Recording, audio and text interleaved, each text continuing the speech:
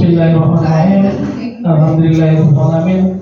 Wassalatu wassalamu ala asyrafil anbiya'i wal mursalin wa ala alihi wa sahbihi ajmain. Amma ba'du. Bapak Ibu guru yang kami hormati, pertama-tama marilah kita panjatkan puja dan puji syukur kehadirat Allah Subhanahu wa taala yang telah memberikan rahmat dan hidayahnya sehingga pada siang ini kita bisa berkumpul di kegiatan diseminasi calon guru penggerak materi budaya positif.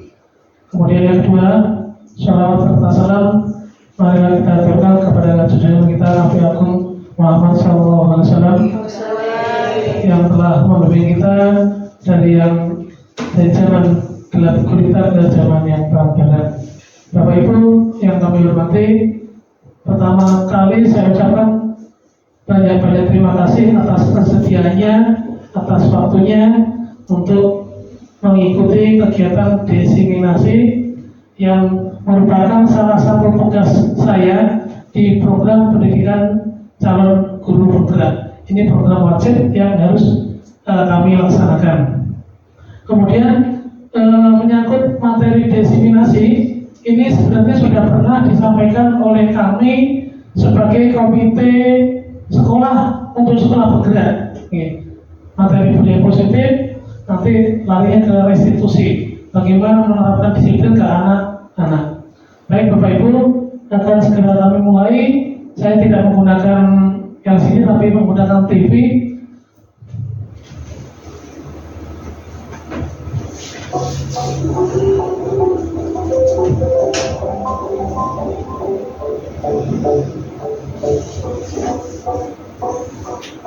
Selamat datang Bapak Ibu guru hebat.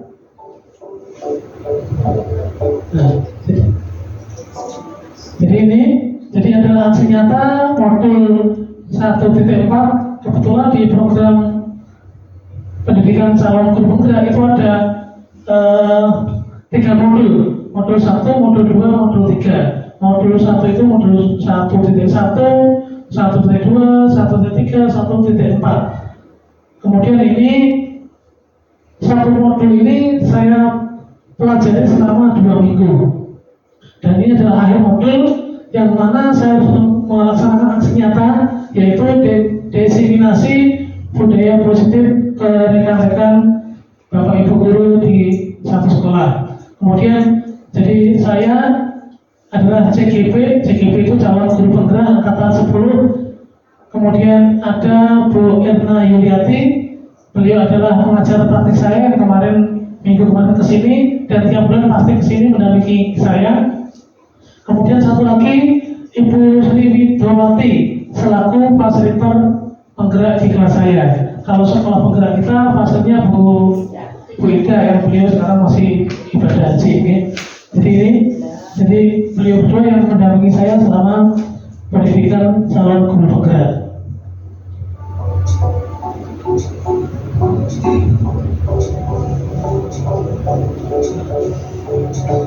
Kemudian tujuannya, CGP dapat menyampaikan pembelajaran dari penerapan konsep inti dari modul budaya positif serta pemahaman mengenai konsep-konsep inti dalam budaya positif. Jadi menyampaikan pembelajaran dan penerapannya, tidak hanya materi tapi bagaimana nanti aplikasinya, penerapannya kepada siswa di sekolah.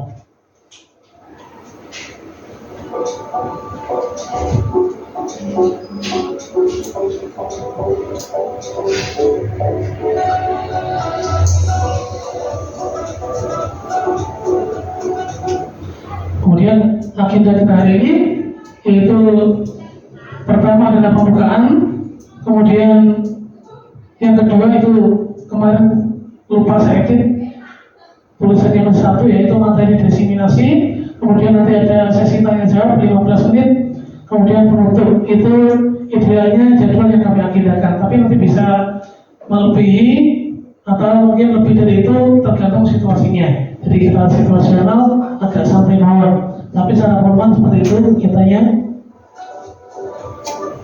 Kemudian kita lihat skenario-nya, nanti pembukaan, nanti ada penyambutan, kemudian berdoa dan speaking, kemudian penjelasan penjelasan tujuan sudah kami sampaikan.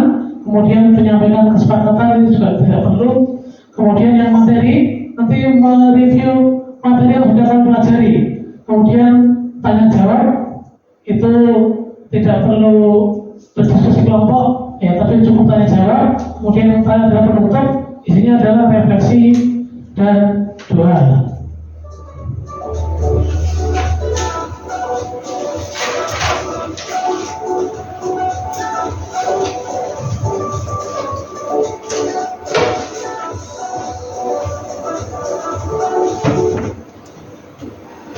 Yang pertama adalah pembukaan. Jadi mari kita mulai kegiatan hari ini dengan membaca surat Al-Fatihah. Mudah-mudahan bermanfaat bagi kita semua, terutama bagi anak didik kita. Bermanfaat ya.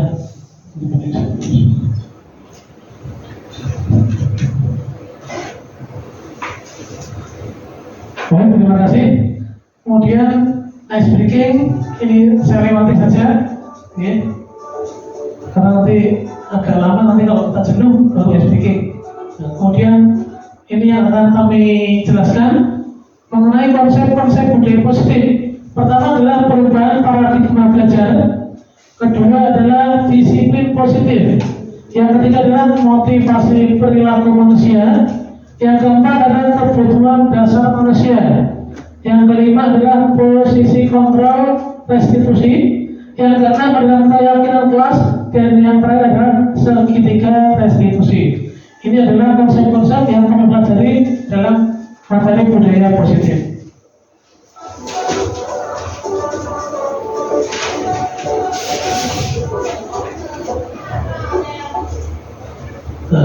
Yang pertama, perubahan paradigma belajar. Jadi kalau kita memahami makna dari paradigma adalah suatu keyakinan atau kepercayaan yang mendasari seseorang dalam melakukan segala tindakan. Ini paradigma. Kemudian bagaimanakah paradigma pembelajaran yang lama? Jadi pembelajaran yang lama itu, sistem pendidikan paradigma lama itu masih menempatkan siswa sebagai objek, bukan individu yang aktif mengkonstruksikan pengetahuan dan menemukan makna belajarnya sendiri. Jadi model ajar kita yang lama itu seolah-olah apa-apa yang mengatur guru. Padahal idealnya guru itu hanya sebagai fasilitator, jadi bukan sebagai subjeknya. Ya, jadi subjeknya adalah siswa saja. Ini model paradigma lama.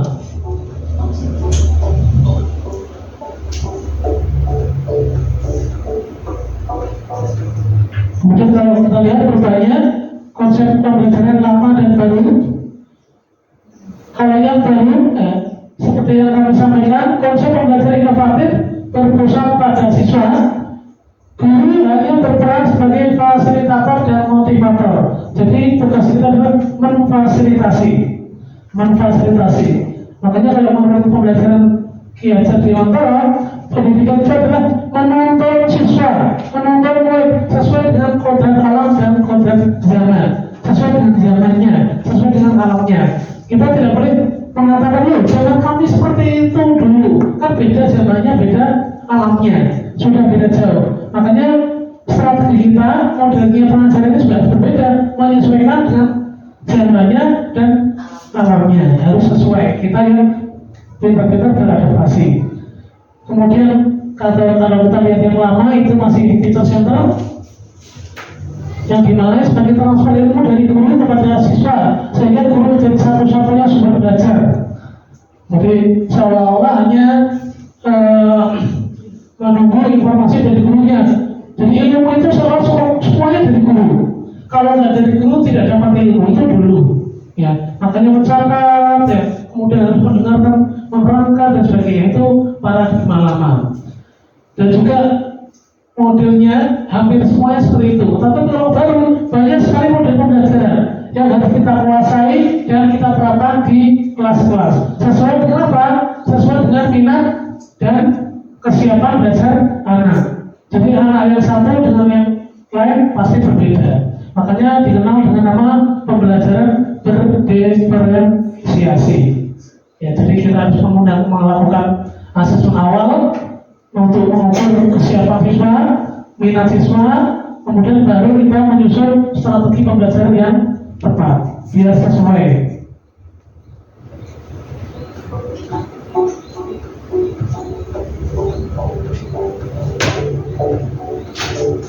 Kemudian apa yang Anda pahami tentang disiplin? Coba Bapak Ibu, kalau kita mendengar kata disiplin, apa yang terlintas di pikiran kita? Tepat waktu, tertib, yang mana? Apa lagi? Taat aturan. Kemudian apa lagi?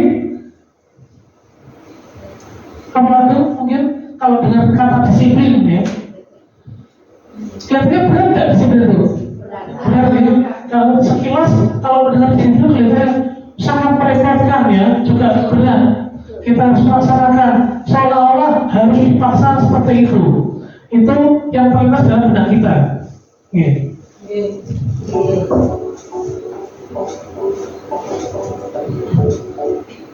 Jadi apa makna disiplin? Berasal dari bahasa Latin disiplina, yang artinya belajar. Jadi disiplin kalau bahasa Latin sama dengan belajar. Makna dari kata ini berkonotasi dengan disiplin diri dari murid-murid Sokrates dan Plato. Kemudian disiplin diri membuat orang menggali potensinya menuju sebuah tujuan apa yang dia hargai. Namun dalam budaya kita, makna kata disiplin telah berubah menjadi sesuatu yang dilakukan seseorang pada orang lain untuk mendapatkan kepatuhan. Jadi mendapatkan kepatuhan intinya kita harus ikut karena orang lain, bukan karena diri kita. Ya. Seperti kita kalau terbiasa naik motor pakai helm, kita kan rata-rata ya orang memakai helm karena takut polisi, bukan takut dirinya akan terjatuh, terjadi kecelakaan, tidak, tapi takut karena polisi. Demikian juga pada anak-anak kita, kalau kita menasihati anak kita bersepeda untuk menggunakan pengaman, pakai jaket, pakai celana panjang, itu sebenarnya untuk keamanan mereka, bukan semata-mata karena gaya atau mungkin karena takut polisi. Jadi ini motivasi yang salah yang perlu kita luruskan. Konsep umum adalah menghubungkan kata disiplin dengan ketidaknyamanan. Jadi kalau dengan disiplin tidak nyaman, salah berat sekali untuk dilakukan. Bukan dengan apa yang kita hargai atau pencapaian suatu tujuan yang mulia. Ini disiplin menurut kita, budaya kita.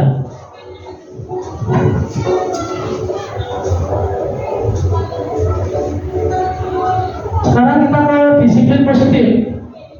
Disiplin positif adalah suatu pendekatan untuk melakukan disiplin dari dalam diri anak tanpa hukuman dan hadiah. Tanpa hukuman dan hadiah ini yang perlu kita garis bawahi, karena banyak anak berperilaku disiplin karena apa? Karena takut dihukum. Ini yang pertama. Kemudian yang kedua, motivasi untuk mendapatkan hadiah. Jadi ternyata hadiah itu juga ada sisi negatifnya, tidak selalu positif. Ya, ternyata juga tidak betul menurut teori ini. Ya, jadi harus melakukan pendekatan approach, ya. Melakukan perbincangan, diskusi dengan anak, sehingga apa? Sampai timbul motivasi dari dalam dirinya, tidak dari gurunya. Ini. Kemudian pendekatan disiplin positif bukan mengenai anak atau peserta didik secara langsung, melainkan bagaimana cara orang dewasa yang memberikan dampak dan pengaruh positif kepada anak atau peserta didik. Pendekatan disiplin positif menitikberatkan pendekatan yang positif tanpa kekerasan, memotivasi, merefleksi kesalahan, menghargai, membangun logika dan bersifat jangka panjang.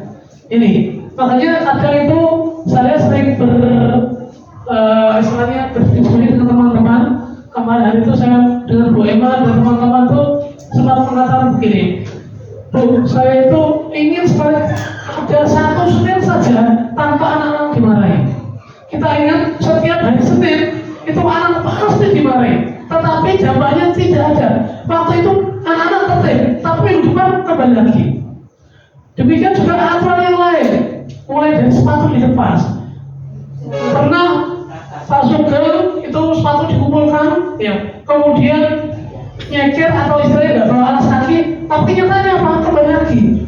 Tidak ada motivasi internal karena rasa takut saja. Bahkan ada yang tidak takut sama sekali. Sehingga Pak, sepatunya tidak diambil sampai dengan lulus.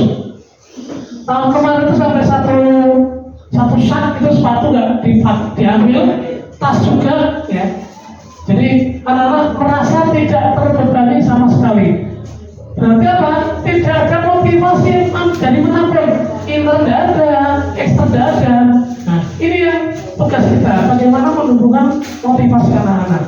Ini memang dibutuhkan kolaborasi, kerjasama dengan berbagai pihak. Jadi kalau kita disebar saja mungkin masih sulit, perlu dukungan dari orang tua, masyarakat juga. Ini terkait dengan disiplin anak-anak. Makanya harapannya kalau kita menumbuhkan disiplin positif mungkin butuh waktu yang lama. Tidak 1, 2 bulan, 3 bulan, mungkin 1 tahun berikutnya. Kelas 1 beliau nanti waktu kelas 7 atau kelas 8 mungkin baru terasa perubahannya. Ini jadi tidak serta-merta, tapi butuh proses, butuh waktu, butuh kolaborasi. Ini terkait dengan disiplin positif.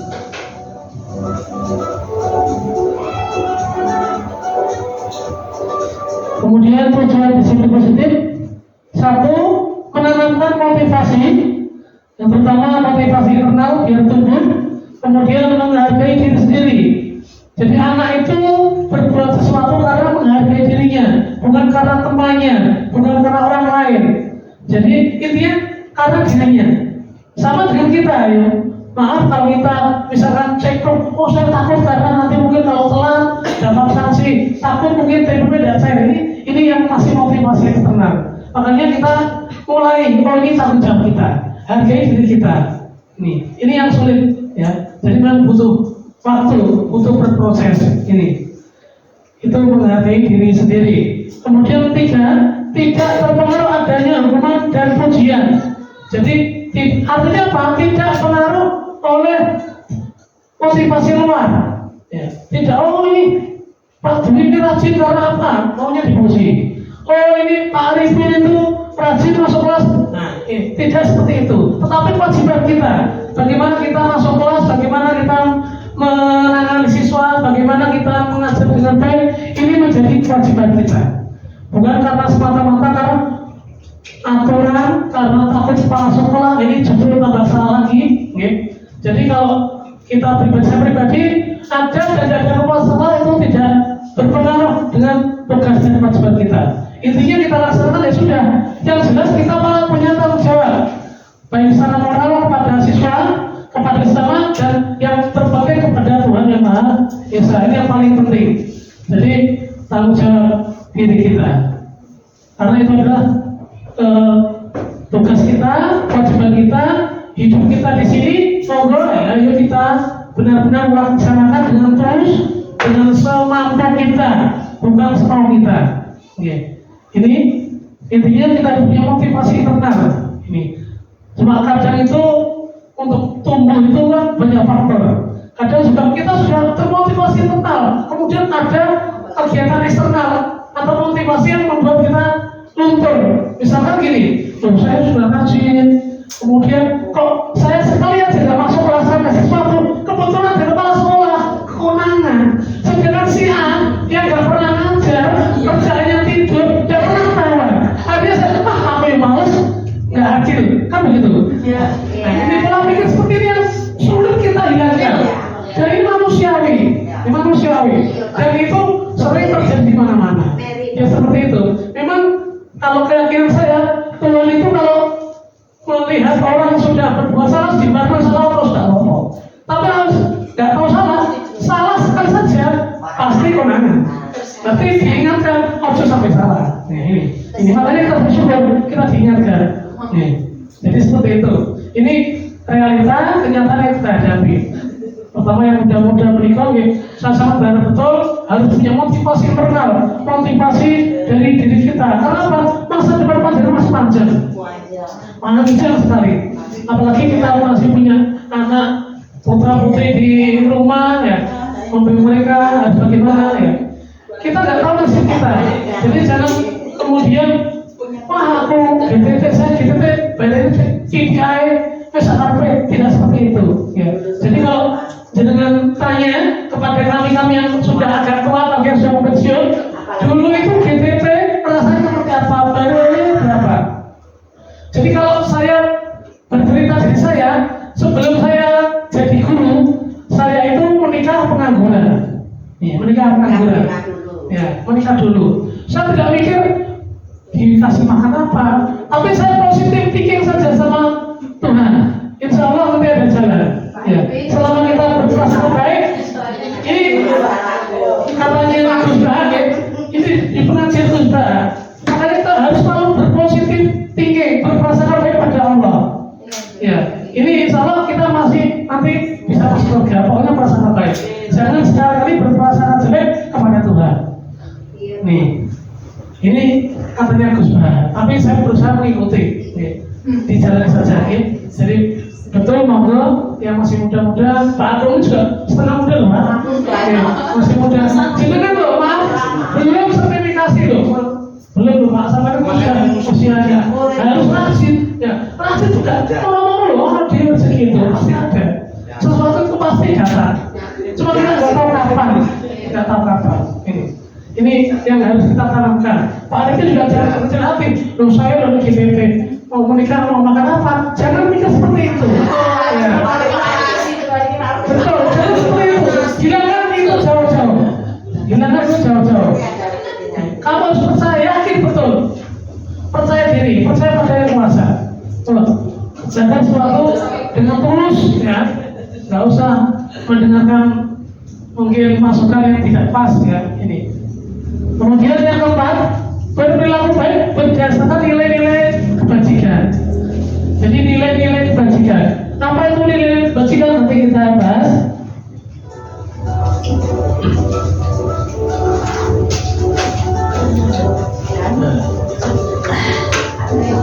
Jadi ini nilai-nilai kebajikan universal.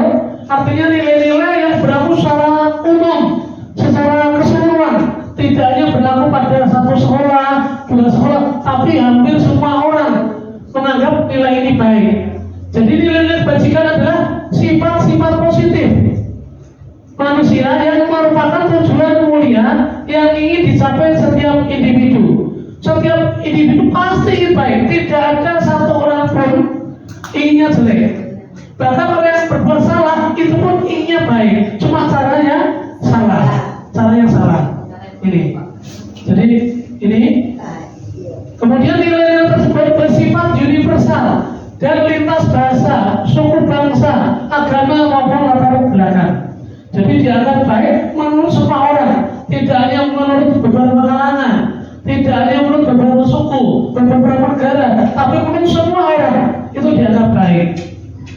Kemudian setiap perilaku atau perbuatan memiliki suatu tujuan. Ini menurut Dr. William Glasser pada teori kontrol tahun 1984. Dengan mengaitkan nilai kebajikan yang diyakini seseorang, maka motivasi intrinsiknya akan terbangun, sehingga menggerakkan motivasi dan jalan untuk dapat mencapai tujuan yang diinginkan. Ini menurut dia Glasser pada tahun 1998. Nilai-nilai kebajikan yang ingin dicapai oleh setiap anak Indonesia kita kenal dengan profil pelajar Pancasila. Tidak ada Pak ya. Jadi ada ambivalensi, apa Bu Guru PPK berdiri Pancasila apa yang pertama beriman dan bertakwa kepada Tuhan Yang Maha Esa dan berakhlak mulia. Ini perlu akhlak mulia ya yang sulit. Kemudian dua apa? Mandiri, kreatif, berkarya, berlilis, berkoordinasi. Bagus sekali, terima kasih. Bapak Ibu saya hafal tadi ya. Ini ada ya. Aku jual apa lo kayak siapa? Kemudian dengan mengaitkan nilai-nilai kebajikan yang diyakini seorang, Tadi sampur ya. Nilai beriman ini sampur ya. Lanjut.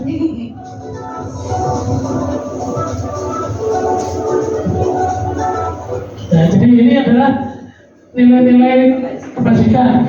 Ada tanggung jawab, dapat dipercaya. Intinya bermakna positif. Ya. Apalagi mungkin selain yang di sini. Contohnya apa?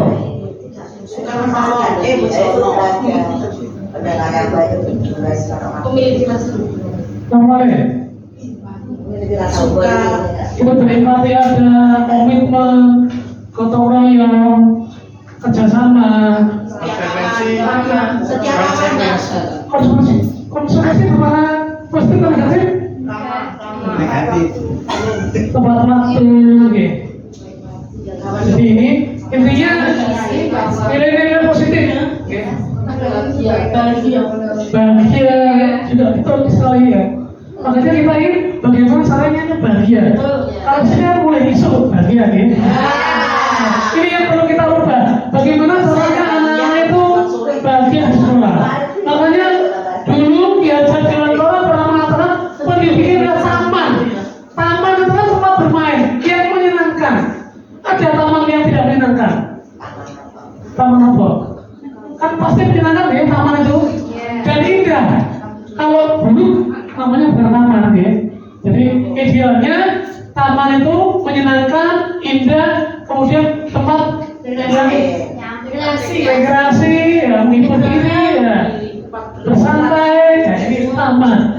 Makanya mimpi saya itu bagaimana anak-anak sekolah saling kemudian saling menghormati pada temannya, pada gurunya, kemudian senang ya, di sekolah, belajar dengan ceria, tetapi itu masih mimpi.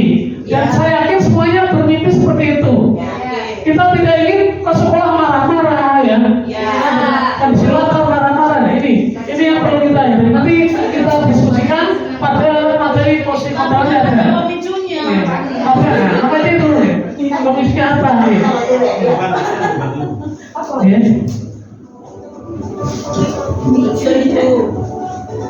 Bagaimana tidak marah tiap hari? Kalau bisa betul sudah pemicunya. Ini hanya foto-foto yang menampilkan memperbajikan misalkan apa yang nilai kebajikan yang ada di sini. Kerjasama. Mandiri. Kalau presentasi mandiri ini. Saya diri. Percaya diri. Bernalar kritis. Kreatif. Yang kreatif ya. Tanggung jawab. Nah ini contoh-contoh saja. Artinya anak itu harus kita bawa ke sesuatu yang positif. Ya, kita arahkan pikirnya hal yang positif terus. Ini. Tetapi sekali lagi itu membutuhkan kolaborasi dan juga waktu yang tidak singkat. Makanya kalau anak kita ya memang kita harus berjuang ya, untuk seperti itu. Nah, sekarang teori motivasi perilaku manusia. Jadi kembali ke motivasi. Yang pertama adalah untuk menghindari ketidaknyamanan atau hukuman. Ya, jadi ketidaknyamanan, pola-pola dilokno koncone. Ini tidak nyaman nih ya. Karena takut dilokkan atau dibully ya. Atau hukuman, takut dihukum. Kalau kita nggak hukum mungkin hukum disiplin gitu. Tapi kalau anak-anak takut dihukum karena gurunya hukuman. Jadi yang harus kita ubah mindset kita. Makanya bagaimana caranya biar kita tidak menjadi seorang penghukum. Nanti ada materinya di posisi kontrol. Kemudian ini termasuk motivasi eksternal. Jadi karena pihak luar, bukan karena dirinya. Ini adalah menghindari ketidaknyamanan atau hukuman. Kedua adalah untuk mendapatkan imbalan dari orang lain atau institusi. Istilahnya reward. Ini ternyata juga tidak pas, ya, tidak baik karena juga termasuk motivasi eksternal. Jadi apa yang akan saya lakukan dan apabila saya melakukan, nah ini. Jadi kita melakukan sesuatu karena sesuatu. Ini yang belum pas menurut teori motivasi perilaku manusia. Nah, dan yang ketiga adalah untuk menghargai diri sendiri. Ini yang terpenting. Jadi bagaimana siswa itu bisa menghargai orang lain, sementara dia sendiri tidak bisa menghargai dirinya sendiri. Kalau anak berpakaian tidak rapi, tidak lengkap, itu berarti masih belum bisa menghargai dirinya. Kalau kita maaf untuk Bapak Ibu pasti sebelum berangkat berkaca dulu melihat apa yang kurang, ya, menghargai, di samping menghargai juga mensyukuri apa yang didapatkan, apa yang diberikan oleh Allah. Ini penting sekali wujud syukur itu. Jadi wujud syukur itu perlu kita tanamkan pada siswa. Kita tanamkan bersyukur ini, ya. Ini yang paling penting. Ya. Jadi kalau saya pernah melihat ada motivator di YouTube itu mengatakan ketika diapel kepada siswanya begini, anak-anak saya kasih uang 50.000, ya, 50.000. Bagaimana rasanya? Senang, ya. Anak-anak misalkan Bu Fitri saya kasih 50.000. Senang Bu Fitri ya, alhamdulillah ada duit 50.000. Tetapi lain waktu saya beri uang Bu Priska 100.000. Bagaimana perasaan Bu Fitri? Oh, ada perasaan jealous. Padahal sudah dapat 50.000, tapi ketika temannya dapat lebih, dia tidak terima. Nah, ini loh. Berarti syukur kita kurang. Syukur kita kurang. Ya, ini. Padahal waktu ya maaf ya, kalau kita pertama kali ngajar gitu, pertama kali bayaran oleh Bintang syukur. Mari dulu temannya gak bayarnya 6 juta.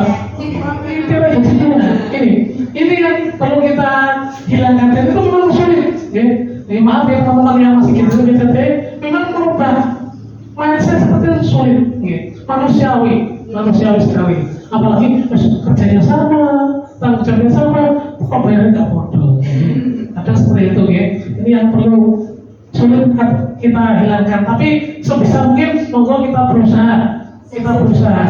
Karena rezeki itu sudah ada ngatur. Mungkin teman-teman yang sertifikasi belum cair ketika kebetulan itu. Jadi kalau kita belum punya uang, kebetulannya nggak banyak. Apa aku punya uang? Ada saja.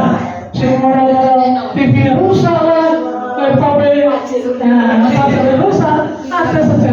Tidak khawatir, sudah ada yang mengatur ya. Sehebat-hebatnya manusia mengatur dirinya, masih ada yang mengatur manusia. Ya, jadi makanya kalau saya bilang ke orang tua saya, kebetulan kemarin saya pulang, ke bapak saya dia cerita sesuatu, saya bilang sudah apa istilahnya bahasa Inggris jangan mikir, tidak usah mikir aneh-aneh. Kadang itu produk merasani atau menguji orang lain karena sesuatu, terutama masalah haji, karena kebetulan beliau sudah terjadi lama tapi udah suwi, ikut udah pernah katanya gitu. Sudah apa kalau bayarnya beragam, saya begitu. Jadi marah karena apa? Kenapa yang sudah usia 70 masih lama, sing muda-muda kan iya cepat. Katanya permainan biar depan. Katanya, tapi saya balik lagi tidak usah mikir seperti itu. Karena apa? Haji itu panggilan Tuhan. Meskipun kamu berangkat nggak jadi dipanggil nggak sih itu Tuhan lagi, seperti itu. Tapi kalau nggak daftar, tahu-tahu dengan dijauh uang. Nah, juga orang sih mungkin ada tahu. Jadi nggak usah mikir jauh. Itu ke orang tua saya sampai seperti itu. Karena boleh mikir, tanya, cek tahu jam resiko kapan sama ibu saya itu. Saya bilang seperti itu. Terus tunggu saja. Kalau waktunya, kalau takdirnya, nanti pasti beragam. Itu yang saya sampaikan ke orang tua saya. Ini yang ketiga, jadi menghadapi diri sendiri, saya akan menjadi orang yang seperti apa bila saya melakukannya. Ini adalah motivasi internal. Jadi tujuan dari disiplin positif seperti itu.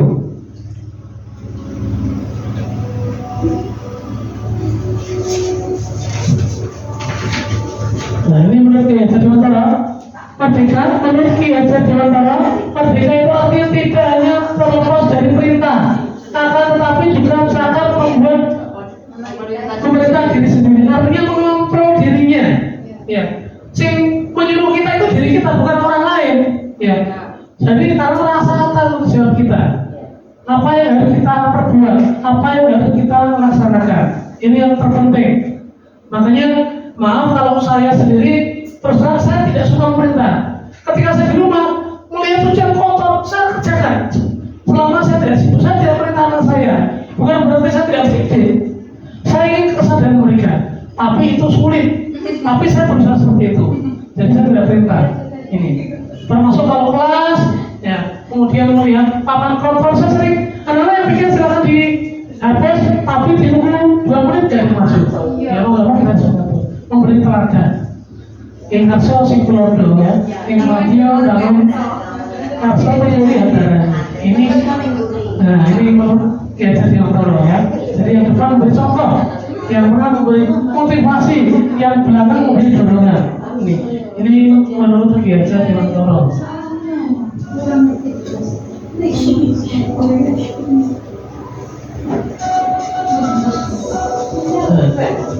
Ini Pak Kebutuhan Dasar Manusia. Yang pertama dia bertahan hidup bersifat fisiologis seperti kesehatan, rumah, makanan, dan kebutuhan rasa aman. Jadi kalau anak-anak pagi-pagi kalau di kantin, karena mereka apa? Butuh makan. Karena apa? Tidak kita marahi, jalan-jalan. Nah ini. Jadi harusnya ditanya kenapa anak kamu ke kantin. Ini kita pelan-pelan. Jadi maaf kadang kita kan jam saya mungkin belum bisa menemui. Banyak kali kelas saya beli makanan di apa itu jam saya ambil aja tidak apa-apa karena bermakan.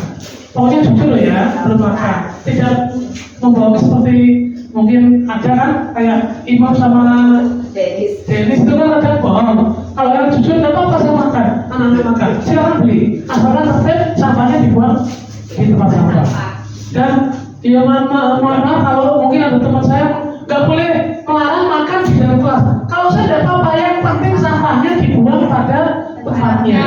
Karena apa? Butuh kenyamanan. Butuh kenyamanan. Kita itu loh pasti makan butuh tempat yang enak, yang nyaman. Kadang itu mahal nggak apa-apa yang nyaman. Ya apalagi kalau berdua gitu.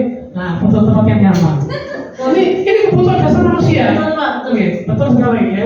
Oke, ini yang pertama. Jadi bertahan hidup, kemudian ada kasih sayang dan rasa diterima. Jadi bersifat psikologis, kebutuhan akan hubungan dan koneksi sosial, kebutuhan menerima dan menerima kasih sayang, kebutuhan menjadi bagian dari kelompok. Jadi kalau anak caper boleh berarti dia butuh kasih sayang, minta diperhatikan. Oke, contohnya banyak sekali ya.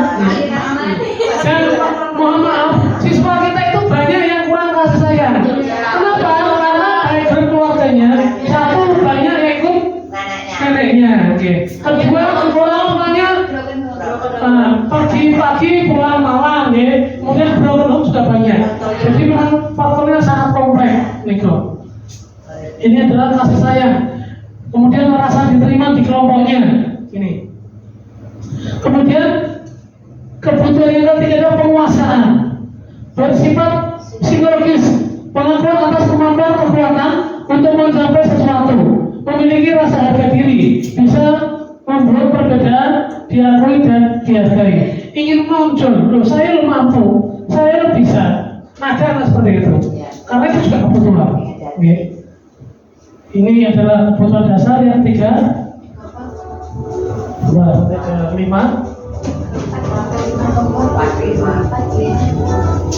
Nah ini yang keempat, kebebasan, kebutuhan akan pilihan. Makanya anak sering keluar, pengen bebas ya. Biasa perlu ya. Ini bagian kebutuhan mereka, betul. Makanya kita tidak apa-apa kita sering outdoor, belajar dulu tidak apa-apa.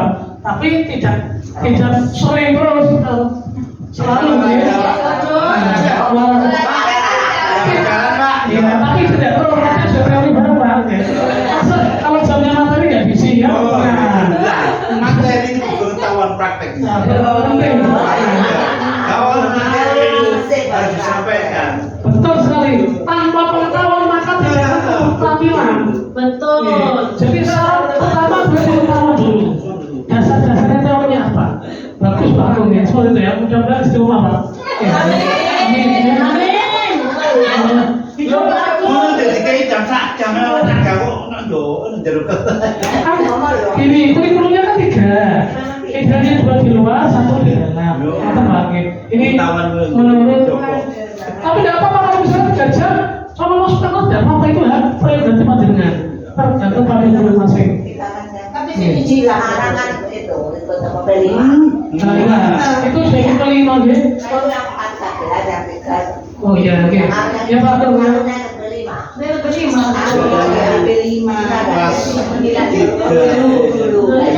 Tinggal satu ini Pak, yang pas yang tidak lupa tahun depan kita semuanya berlima. Tiga dan dua sama oke. Oke. Ya, ini Pak Ketua oke. Aman tak oke? Jadi kebebasan, kebutuhan akan kemandirian, memiliki pilihan, coba mencoba yang baru, ya, dan menarik, tidak terpengaruh orang lain. Kemudian kebutuhan terakhir, kesenangan, kebutuhan akan merasa senang. Jadi ada anak yang senang jahil, senang kalau nangis. Apalagi yang utamanya sini anak saya itu yang pertama kelas 2 IPS, senang anak yang masih TK itu nangis semua. Ini adalah kebutuhan dasar, semua. Demikian juga siswa kita, ya, itu masih banyak seperti itu. Apalagi pas ujungnya suka sekali menjahili temannya. Berarti kebutuhan dasarnya tidak terpenuhi. Bagaimana cara memenuhinya? Ini yang menjadi tugas PR kita. Jadi mencari kesenangan, bermain dan tertawa, suka bergurau, melakukan kegiatan lucu dan menggemaskan. Ini adalah 5 kebutuhan dasar manusia.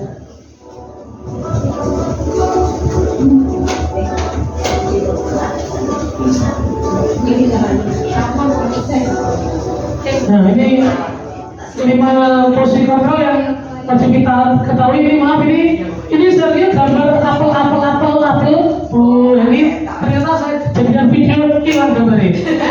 Saya gambar seperti itu, menghukum apel abang, ya kemudian pembuat bersalah itu sebagai yang manajer yang hijau yang kita inginkan. Kita bayangkan saja Pak. Bayangkan ya. Jadi mulai apel merah sampai apel hijau. Biasa merah. Tapi kalau di sini yang terbaik yang hijau bukan yang merah. Oh, Cina jadi menyangka. Teori apel terbalik nih, oke. Sekitar restitusi. Nah, oke. Oke, posisi kontrol. Jadi 5 posisi kontrol restitusi. Yang pertama adalah hukum, ini yang sering dilakukan di sekolah-sekolah, yaitu menggunakan hukuman fisik atau verbal. Jadi meskipun kita marah-marah itu termasuk menghukum. Kemudian murid menjadi agresif. Jadi rasa marah dari anak itu ada meskipun disimpan di benda. Terkadang anak itu kalau dimarahi timbul emosi. Emosi bisa saja menangis itu juga termasuk bagian emosi. Okay. Kemudian menyalahkan orang besar ini posisi penghukum yang tidak seharusnya kita lakukan. Ya. Kemudian yang kedua adalah membuat rasa bersalah. Jadi anak-anak merasa bersalah. Ya. Gara-gara kamu, nah ini berarti rasa bersalah. Nah ini rasa bersalah. Kemudian yang ketiga adalah teman. Guru tidak menyakiti murid, mengontrol murid dengan persuasi. Posisi teman pada guru bisa negatif ataupun positif. Jadi kita biasa saja. Tetapi kita tidak mengajak juga untuk berbagi. Ada apa-apa, nanti saya bantu. Nah ini teman, ya. Jadi kalau ada apa-apa, kita tidak menyalahkan, tapi juga tidak membenarkan. Kita posisi tengah-tengah, seperti teman kita. Ya.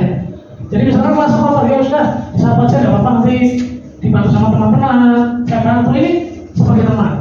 Tidak membuat bagaimana anak-anak itu muncul kesadaran bagaimana kelas ini bersih. Ini posisi sebagai teman. Kemudian pemantau ini yang sering kita lakukan.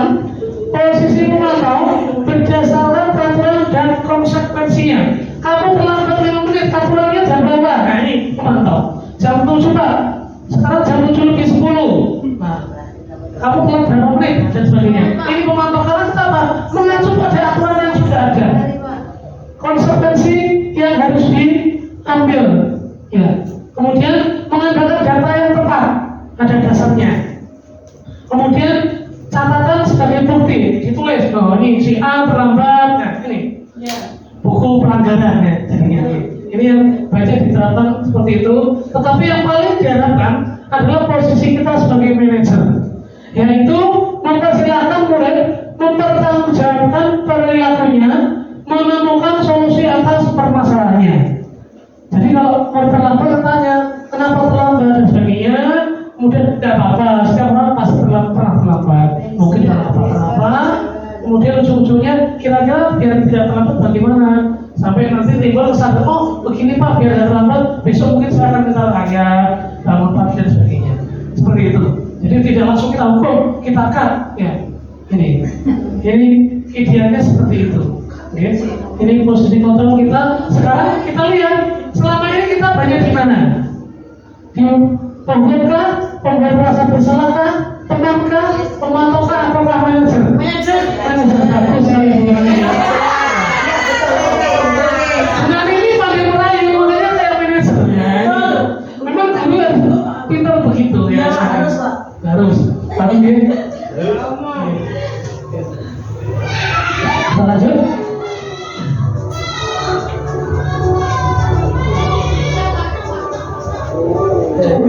Ini kalau kita simpulkan 5 posisi kontrol, kemudian motivasinya, identitas gagal, kontrol dari luar, ya itu menghindari hukuman. Jadi hukum itu menghardik, memarah itu ya, kemudian menunjuk, menyakiti, menyindir itu sudah termasuk hukum, ya. Kemudian guru berkata, kalau kamu tidak melakukannya, awas ya, rasakan. Nah, ini. Kemudian hasilnya semua keluar benar-benar berbohong menyalahkan orang lain. Kabeh itu Pak. Itu indikatornya seperti itu, ya. Kemudian kaitannya dengan dunia berkualitas, oleh mengatakan guru di luar dunia berkualitas, ya. Jadi kualitas tahu, ya sudah. Jadi tidak tertanam pada pikiran anak-anak. Kemudian mulai berkata, biarkan saja. Nanti sudah marah-marahnya apa itu? Lagi, ya. Jadi marah lagi. Ini yang sering dialami oleh kita, ya. Kata kita kan malah berulang-ulang, tapi kita tidak jenuh untuk marah. Jika kesalahan yang sama, ya. Ya, boleh istiqomah tapi tidak marah. Istiqomah tapi marah, ya. Berulang-ulang. Kemudian kalau pembuat merasa bersalah dan mengatakan seharusnya ibu kecewa dan sebagainya. Ini. Kemudian kamu sudah tahu ibu dan sebagainya. Kemudian akhirnya apa hasilnya? Murid menyembunyikan, menyangkal, berbohong. Makanya nggak salah kalau wanita banyak yang berbohong ke kita. Karena mungkin kurang tepat menurut teori ini. Ya. Kemudian murid mengatakan guru dalam dunia berkualitas, maafkan saya, kemudian merasa rendah diri dapatnya. Ini. Kemudian teman membuat alasan-alasan untuk muridnya. Ayolah lawan demi ibu, masa kamu tidak mau? Ingat tidak, ibu pernah berbantu. Kemudian ketergantungan dan sebagainya. Ya. Kemudian memantau, menghitung dan mengukur apa peraturannya, menyesuaikan diri bila diawasi. Murid meletakkan guru peraturan dan hukuman di dunia berkualitas. Berapa banyak bintang yang harus saya peroleh, berapa halaman yang harus saya tulis. Kemudian menitikberatkan pada sanksi atau hadiah untuk dirinya. Kemudian yang terakhir, sebagai manajer ini menghargai diri sendiri. Jadi guru itu mengajukan pertanyaan, ditanya dengan sopan, dengan tidak harus dengan lembut, biar saja. Mengajukan pertanyaan, lalu kenapa dan sebagainya. Kemudian apa yang kita yakini. Jadi misalkan bersalah, kira-kira ya kesalahan apa yang telah kamu lakukan, ya. Jadi hal positif apa yang seharusnya dilakukan. Kemudian penguatan pribadi, murid meletakkan dirinya sebagai individu yang positif dalam dunia berkualitas. Bagaimana caranya saya bisa memperbaiki keadaan. Kemudian terakhir mengevaluasi diri, bagaimana cara memperbaiki diri. Ini terkait dengan 5 posisi kontrol. Kemudian disiplin positif ini kita rangkum tadi, teori motivasi, disiplin, 5 kontrol, dan 5 kebutuhan dasar sudah. Nah, sekarang kita ke keyakinan kelas. Ini yang harusnya kita laksanakan, kemarin sudah dikerjakan oleh teman-teman, ya. Jadi kita tiap kali masuk kelas, pertama di awal tahun ajaran, kita membuat keyakinan kelas. dengan siswanya, meskipun belum sepenuhnya berhasil dan belum sepenuhnya berjalan, karena mungkin butuh proses.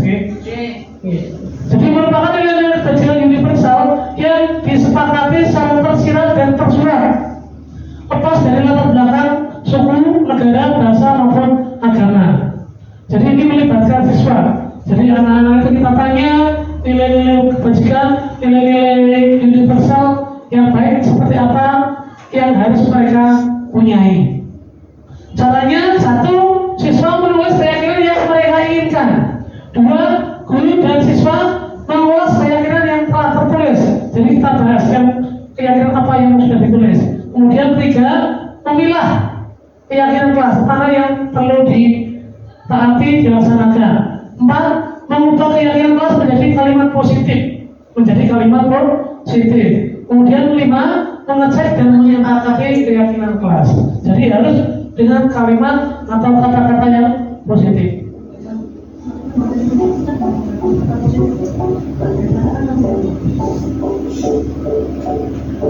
Ini kesepakatan kelas.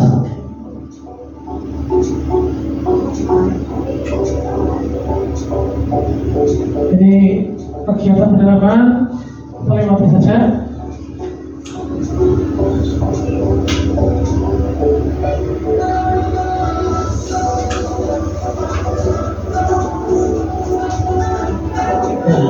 Ini monggo Bapak Ibu diisi. Kalau selalu kembali berikan buku pada tempatnya, yakinnya apa? Yang positif, misalkan tertib, tanggung jawab, disiplin, kemudian kesehatan, misalkan. Monggo dengan isi kira-kira apa?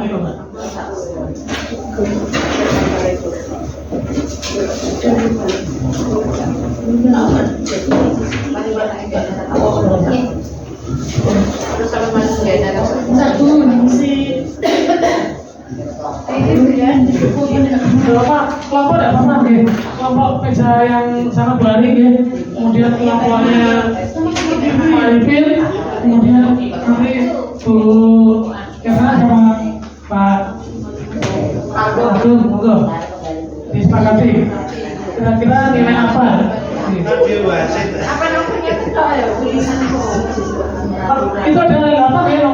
Nomor 1, 2, 3, 4, 5, 6, 8. Nomor 1 itu apa?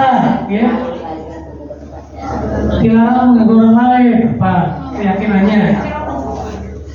Ini kan semacam peraturan, ya, yang ada selama ini. Maka kita ubah menjadi sebuah keyakinan. Seperti apa?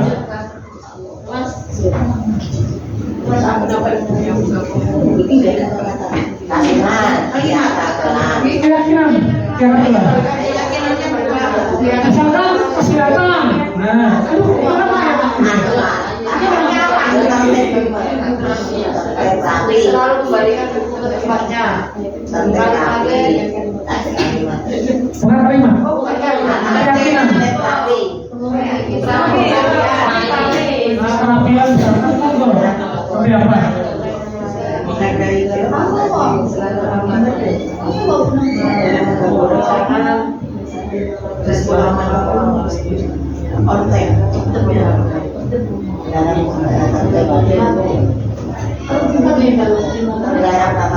Dilarang mengganggu orang lain, hadir di sekolah pembelajaran, dilarang melakukan kekerasan, dilarang menggunakan narkoba, bergantian menunggu giliran, gunakan masker, jangan berlari di kelas atau koridor, lorong.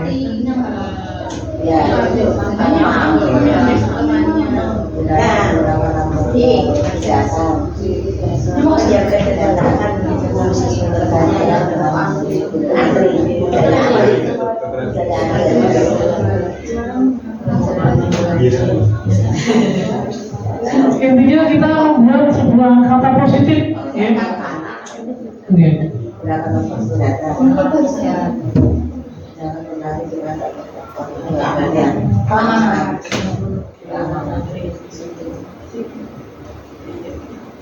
Ketertiban juga bisa. Cuma berapa itu ya? Ketertiban berapa itu?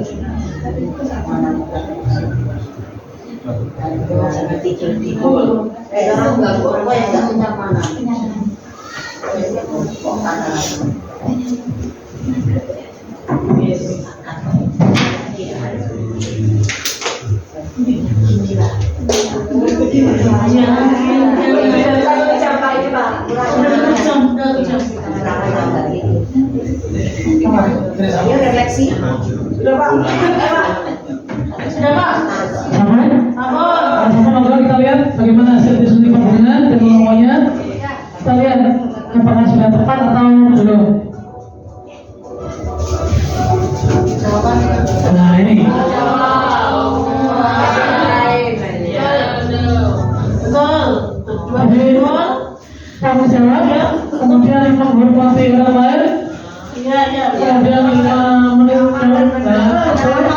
keselamatan, kesehatan, menghormati, kesehatan lagi dan yang lain juga kesehatan ya.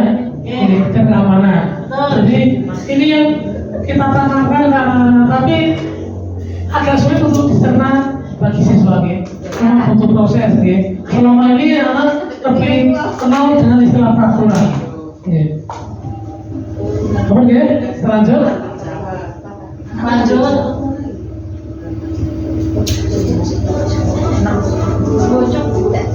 nah ini contoh keyakinan kelas yang sudah kami buat jadi seperti ini contoh-contohnya kita bikin keyakinan kemudian kita bentuk poster kemudian disampaikan di depan kelas kemudian baru kita tempel di kelas dan ini harus diikuti oleh semua siswa dalam satu kelas sama dengan keyakinan sekolah dulu kan pernah kita mengadakan keyakinan sekolah kemudian kita datangkan semua guru dan semua siswa pernah waktu itu dibuat keyakinan sekolah iya bullying apa itu bullying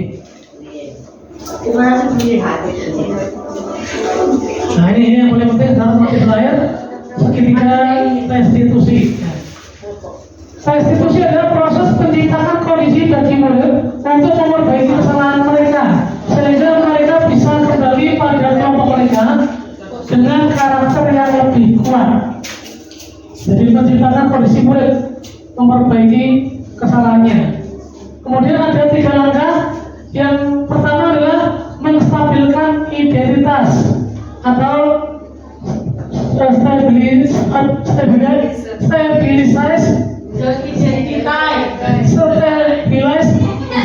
identity ya. Kemudian validasi dengan yang salah, validasi domestik. Kemudian yang ketiga adalah menanyakan keyakinan, seek the belief. Nah ini yang ketiga. Jadi ketika restitusi tahap-tahapannya. Nah, ini saya perbesar.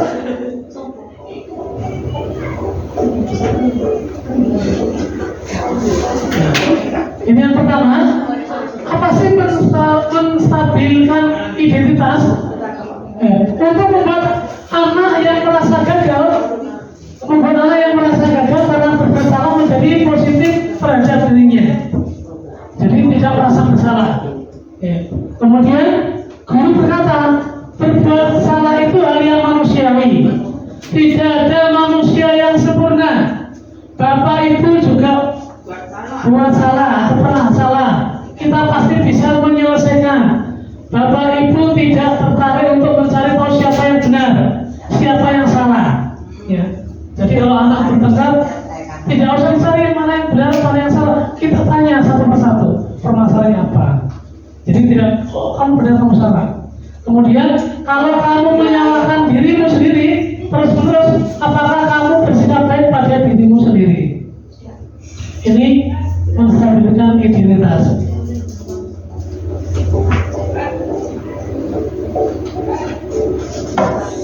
Yang kedua, validasi kebutuhan.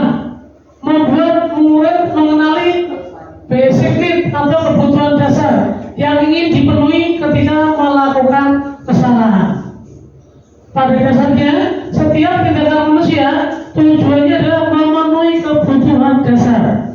Apakah itu penguasaan, kebebasan, kasih sayang, dan rasa terima, kesenangan, atau bertahan hidup. Termasuk juga menurut kita. Mengapa mereka berbuat seperti itu? Pasti ada alasannya. Pasti. Ya. yang jelas ingin memenuhi salah satu kebutuhan mereka, atau mungkin salah dua, atau mungkin juga ketiga-tiganya. Kemudian guru berkata seperti itu, kamu bisa tetap melakukan hal yang lebih buruk. Kamu pasti punya alasan. Apa yang penting bagi kamu? Kamu boleh tetap berusaha menjaga si kamu itu, tapi maukah kamu belajar cara lain? Apakah kamu bisa melakukan dengan yang lebih baik lagi besok? Ini contohnya. Kemudian yang terakhir,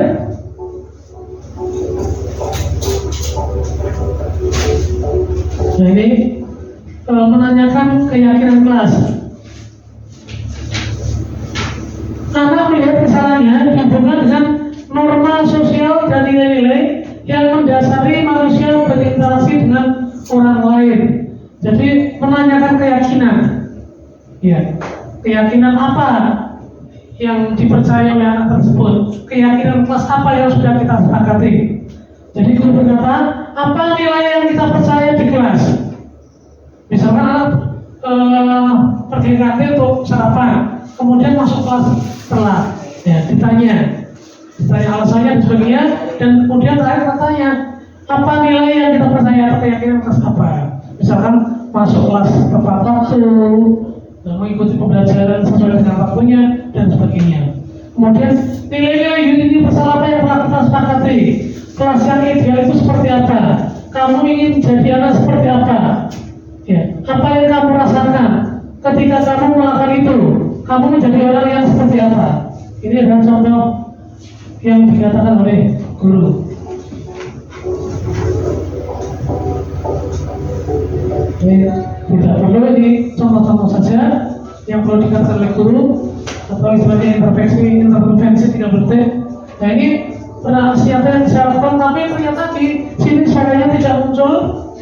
Ya, kalau di PPK muncul, ini tidak muncul. Jadi saya praktek melakukan sertifikat institusi yang harus kamu videokan, ya. Kemudian kami terima kasih sudah selesai materi hari ini. Kemudian kita ke sesi terakhir, yaitu refleksi apa yang sudah dapat dari proses pembelajaran hari ini. Kita pakai banyak refleksi, mulai dari topik, ya, kemudian ini 4F, ya, ada 4P. Nah, kalau ini misalkan pakai 4F, fact atau apa yang didapat, kemudian feeling, perasaannya bagaimana, kemudian findingnya, apa yang ditemukan dalam pembelajaran ini, dan terakhir future, apa yang akan kita lakukan ke depannya. Semoga Bapak Ibu salah satu mungkin melakukan refleksi sebelum kita menutup kegiatan kita siang hari ini.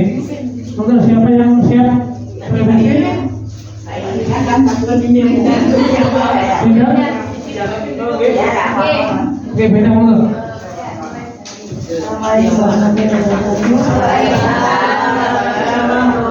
Untuk refleksi proses pembacaan berdasarkan 4F, fact, feeling, findings, and future. Untuk fact atau peristiwa yang sudah dilakukan hari ini, saya rasa Pak Dwi cukup mumpuni dalam menyampaikan presentasi hari ini. Video 5 menit sudah bisa disampaikan dalam 1 jam.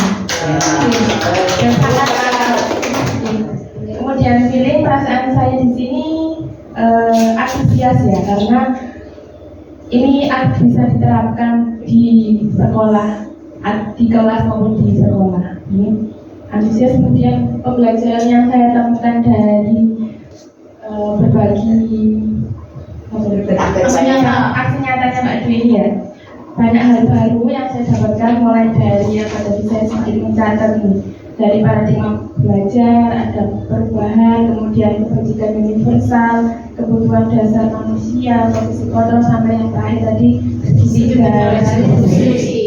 Dan future nanti kedepannya kami harap siswa di sini juga tumbuh motivasi internal untuk bisa menjadi manusia yang disiplin. Amin. Assalamualaikum warahmatullahi Terima kasih terima kasih. Mungkin ada lagi yang sudah cukup? Oke, jadi terima kasih Bapak Ibu atas kesetiaannya, tidak hanya kreatif tapi kesetiaannya untuk melakukan diskusi bersama. Dan harapan kita, mari kita merubah sekolah kita, merubah wajah anak didik kita menjadi siswa yang ceria, yang berseri. Karena salah satu caranya adalah menciptakan budaya positif. Jadi budaya positif yang tumbuh dari diri kita, dari siswa kita, dari seluruh keluarga kita. Mudah-mudahan bisa terwujud ke depannya. Terima kasih sekali lagi. Mari sekali lagi mudah-mudahan bisa kita praktekkan nanti untuk depannya. Kami akhiri. Ihdinas siratal mustaqim. Wassalamualaikum warahmatullahi wabarakatuh.